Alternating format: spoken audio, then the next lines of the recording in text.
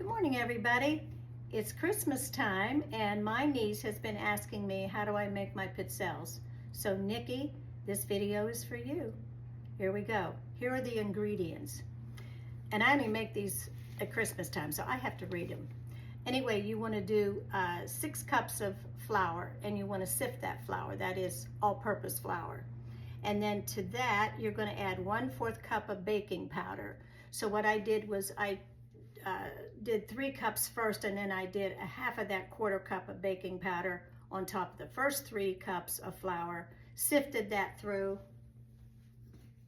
I use this right here, grind it, or just go back and forth like that. It's a great little sifting cup. So, and then after that, I put that in a separate bowl. See, it's all set, ready to go. So that's what you want to do. Now in this larger bowl is where I'm actually going to make the dough. So going back to the ingredients, it calls for 1.5 cups of shortening. I don't use Crisco anymore, so I switched mine out to my grass-fed butter, and you want to melt that in a nice saucepan and then have it cooling, okay? So got that all set up. Let's see, then it calls for eggs, and those are room temperature eggs. So I have 7 eggs ready to go. It's in a little spout, so I just dump them out.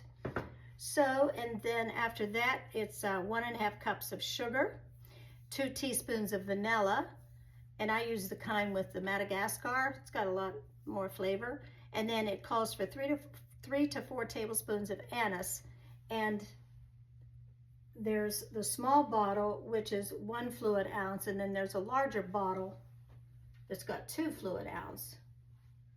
So I use the 1 ounce, and I'm going to measure this out for the 3 to 4 tablespoons, but typically I just use this whole bottle, so because I like that flavor.